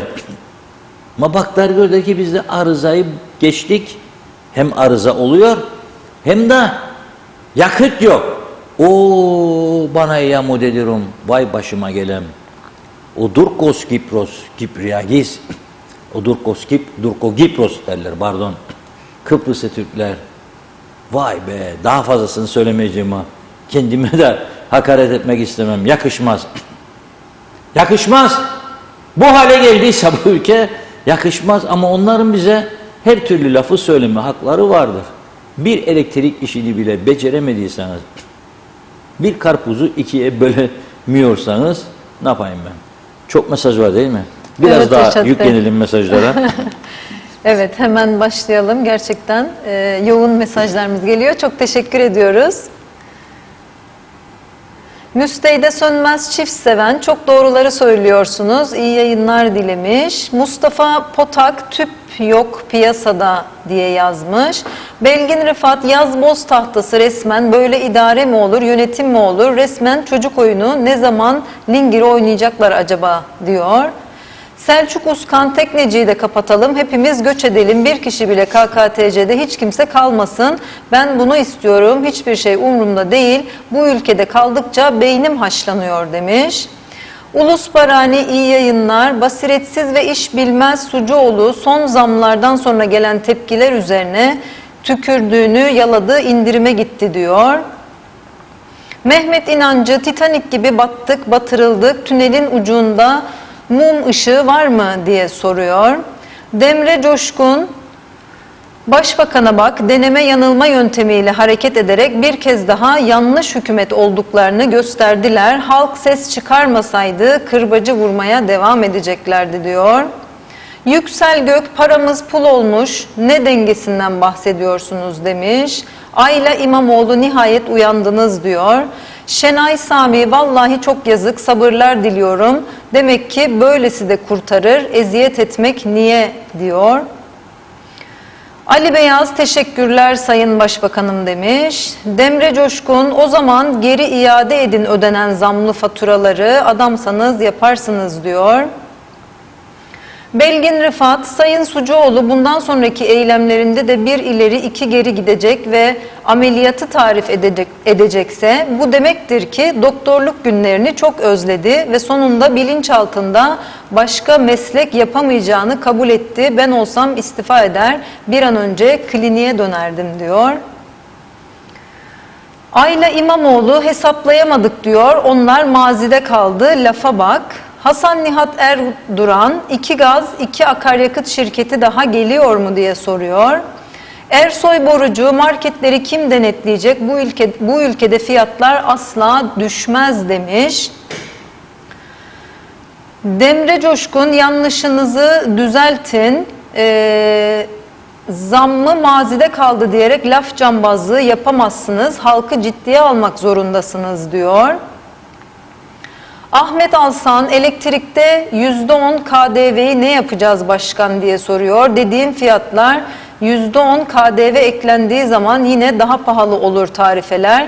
Fiyatlar KDV dahil şeklinde olsun, yoksa yine pahalıdır demiş.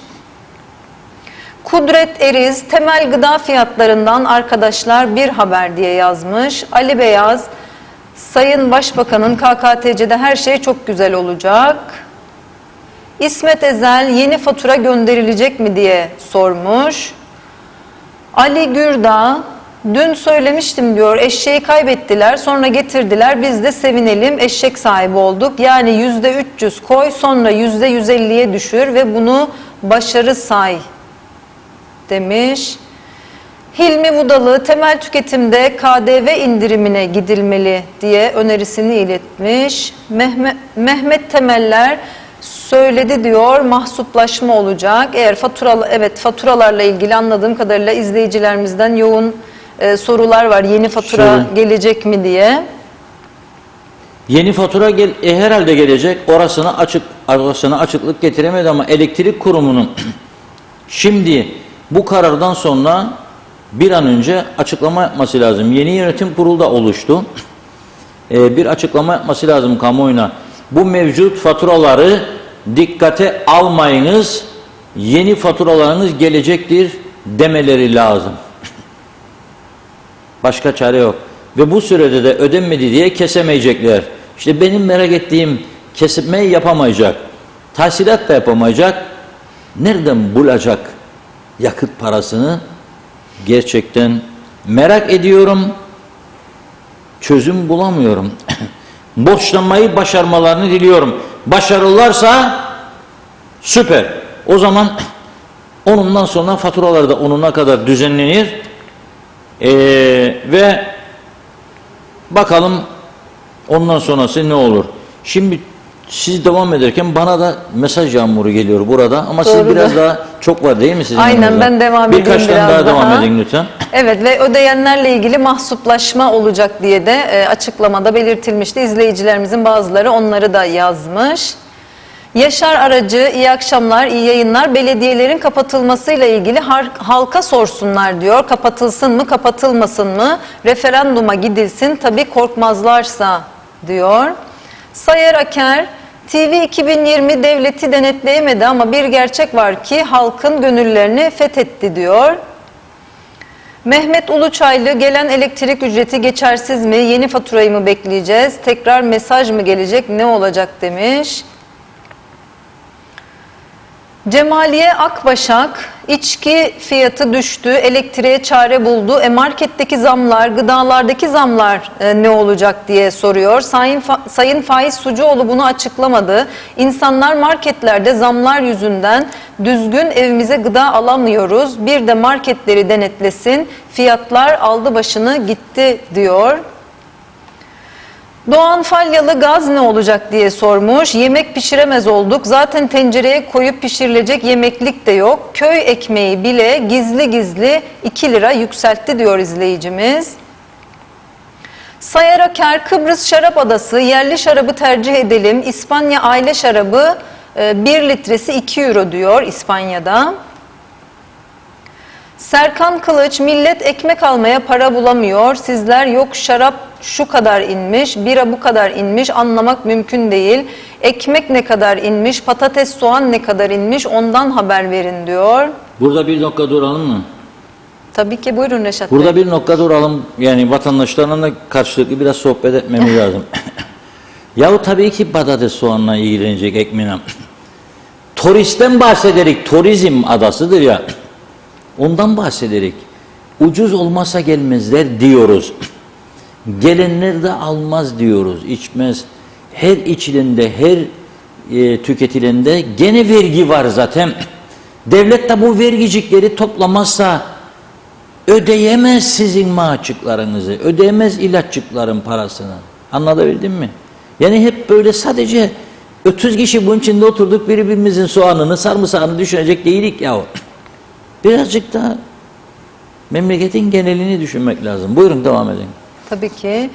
Cem Kubilay yazmış. Lütfen patili dostların mama fiyatlarını da sayın ithalatçı ve toptancı firmalar biraz insafla yaklaşsın. Sadece dostluğundan yararlandığımız hayvanlara da biraz acısınlar diyor. İlker Çetin, devletin başındaki şahıs sıkıştıkça bayrağımızı indiremeyecekler, ezanı susturamayacaklar. Başka bir şey bildiği yok. Ülke yanıyor, haberi yok diyor. Ferhat Enver, yeni fatura gönderilecek mi diye sormuş. Evet, Ali, gelecek. evet, yeni fatura gelecek. Evet. Ali Dereseven, hataları kabul etmek de bir erdemdir diyor. Doğru. Bizde çok ender görülen konuşmalardır. Bu konuda başbakanımızı kutlarım. İnşallah memleketin kanayan diğer sorunlarını da sırasıyla çözerler ve insanlarımız az da olsa rahatlar. Bu konuları bizler de sizler de belki de onlarca kez dile getirdiniz. Bu sorunlar ekstradan verilen ek mesailer, örtülü ödenekler ve resmi hizmet araçlarıdır. Bunları da düzeltirlerse ülkemiz ayağa kalkmaya başlar diyor izleyicimiz. Osman Yıldız iyi yayınlar dilemiş. Tamam güzel, hükümet içki konusunda indirim yaptı ama denetim olmazsa hiç fiyatlar değişmeyecek diyor. Cengiz Mene büyük eylem ne gün diye sormuş. Mehmet Bozyel açız diyor. Hayat çok pahalı, geçinemiyoruz. Halil Selçuk içki fiyatlarını, giyecek fiyatlarını Rum vatandaşlara göre indekslemek istersek lütfen maaşları da endeksleyin diyor. Mehmet Aktunalar asgari ücret maaşları neden güney ile dengede tutulmuyor diye sormuş. Ömer Bozkaravezirler bu ülkede yani tek elektriğe mi zam geldi? Gülerim bu hükümete de halka da diyor. Yine Sonay Tarsuslu içkiye indirim o kadar mı önemliydi? Yiyecekler uçuyor, içkiyi düşürsünler, tüpü de indirsinler diye yorum yapmış. Ceynur Cenker Çuhadar 3 gündür tüp gaz arıyoruz ama yine piyasada yok. Yoksa yine pahalı oluyor diye mi satmıyorlar? Nazimen Alband Allah yardımcınız olsun diyor. 52 milyar az para mı? Tamam iyi düşünsünler, fazla ödeyenlere gelecek ay fatura yollamasınlar ve bir de satılan ne varsa sıkı denetimler yapsınlar. Halkımız da daha rahat alabilsin.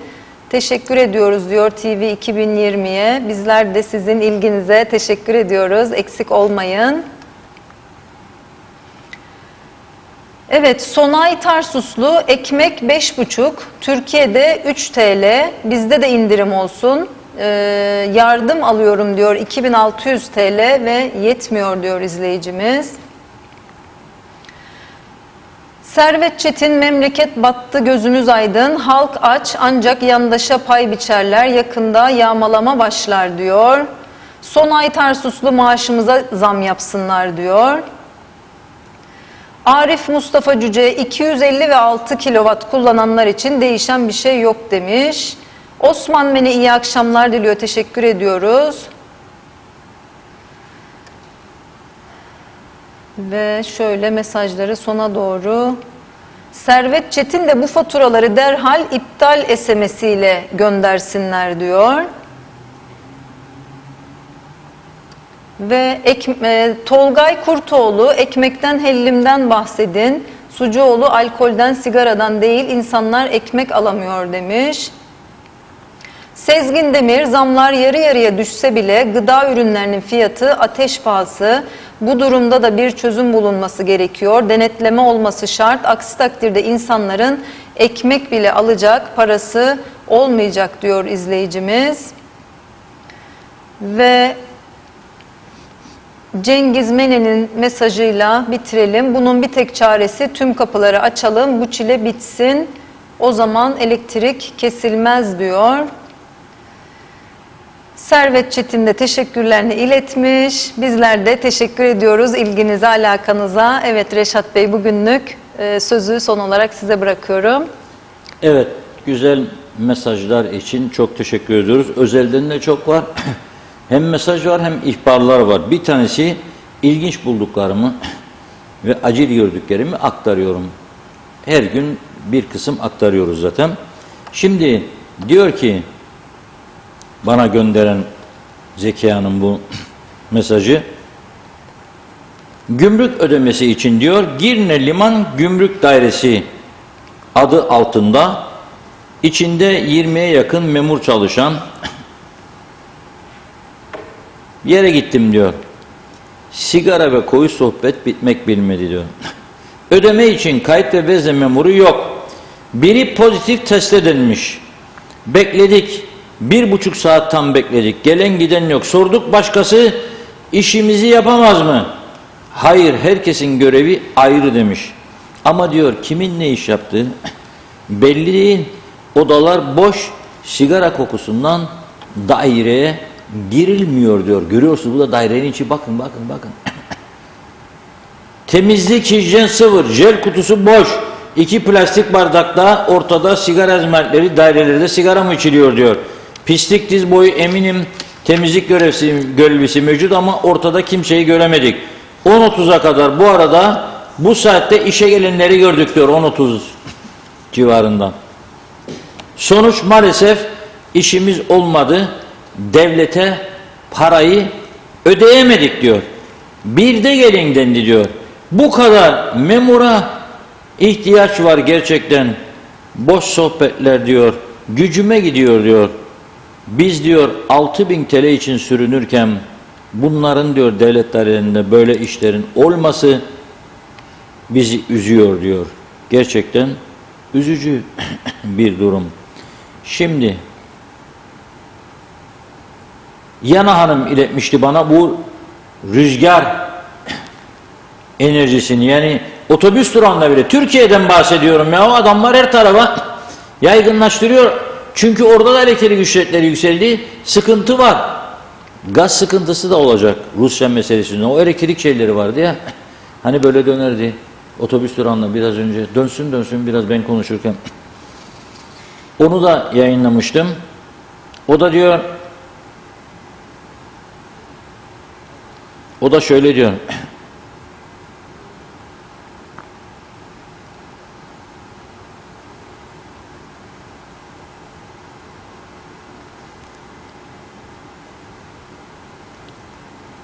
Bu videoyu gördüm diyor. Çok hoşuma gitti. Zekice bir şey diyor. Üstelik bunu diyor bir Türk şirketi icat etmiş. Elektrik yapmak için o kadar değişik yollar var artık diyor. Ama biz hala da 80-90 yılları gibi kesintilerle uğraşıyoruz. Hem daha ucuz hem de daha temiz olacak enerjilere yönelebiliriz diyor. Az önce söyledim işte Rumların ne yapacağını sizlere biliyorsunuz. Şimdi diyor ki Hüseyin arkadaşımız, şimdi diyor tüp gaza da bir indirim yapsınlar diyor. Ekmek fiyatları da düşsün. Dün Arun fabrikası, en büyük un fabrikasının sahibi Tolga Ahmet Raşit, bugün de Diyalog Gazetesi'nin 1. sayfasıdır, açıklama yapmıştı ve demişti ki ayda 47.000 lira olan elektrik faturamız bu ay 200.000 geldi. Çok iş yeri kapanacak demişti. Tabi ekmek fiyatlarına zamlanacağı mesajını çıkardım ben bundan, herkes gibi. Şimdi bu tekrar düşecek ama 47.000'e düşmeyecek, belki bir miktar aşağı düşecek, belki 110 olacak, belki 100 olacak. Ona göre dediğim gibi herkes bunları da dikkate alarak fazla zam yapmasınlar. Şimdi bakın, ilaç konusunu konuştuk. Evde diyor Osman Bey, annemle kalan diyor 46 yaşında Down sendromlu bir kardeşim var diyor. Her ay hastaneye gidip ilaçlarını yazdırıyordum. Bugün ilaçları yazdırdık ama hastanede ilaç yok. Bu çocuğa ödenen maaşta yemesi içmesi mi yoksa ilaçlarını mı alalım diyor. Eve diyor doktor getirdik, 400 TL. Ucuz bile kurtuldunuz ha. Daha fazla da olabilirdi. Hizmet ayağa gelince daha fazla da olabilir. Bir de yürüyüşe çıkan bir izleyicimizin gönderdiği fotoğraflar vardı. Onu arıyorum. Nerede bu fotoğraflar? Bir dakika bakalım. Bulacağız şimdi.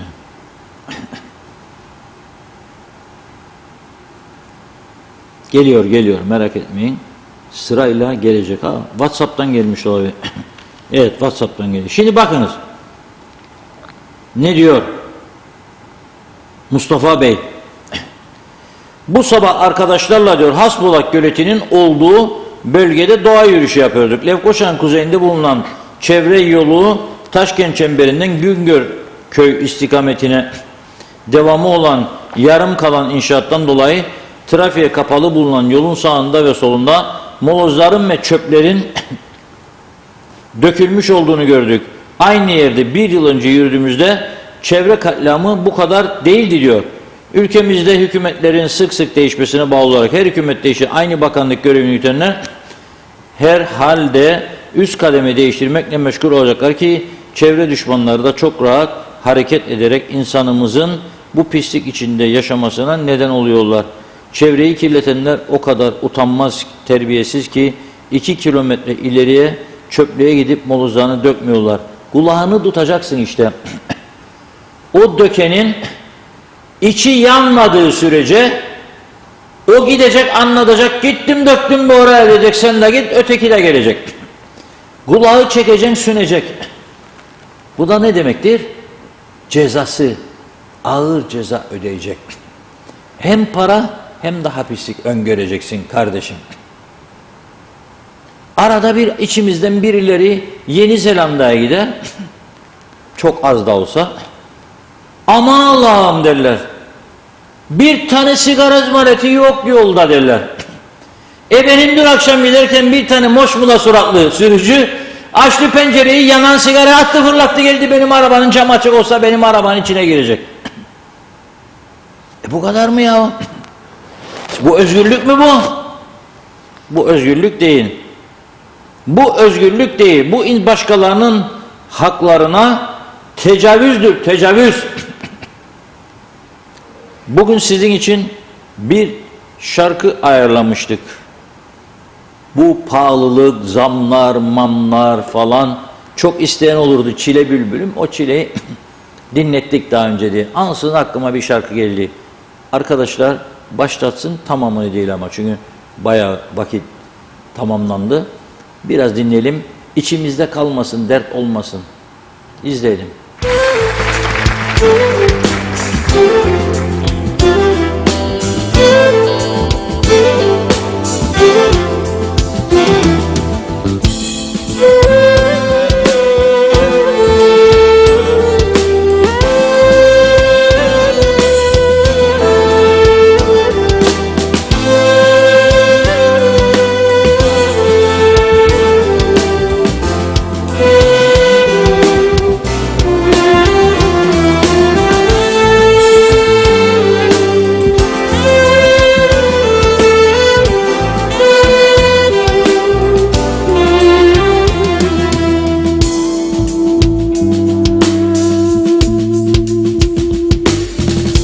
Aklım başımda değil ki sebebini bilmiyorum. Bize nazar değdi inan, adım gibi biliyorum. Yine bana haram geceler, senin için ağlıyorum. Yar yine bana haram geceler, senin için ağlıyorum.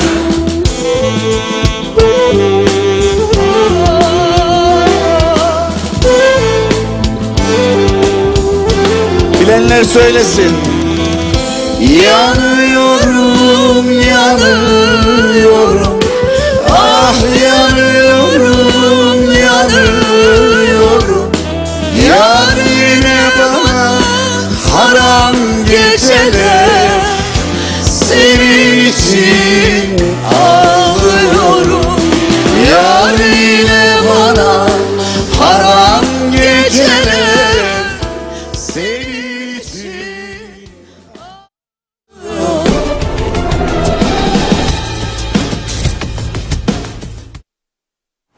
Yanıyorum, yanıyorum diyor.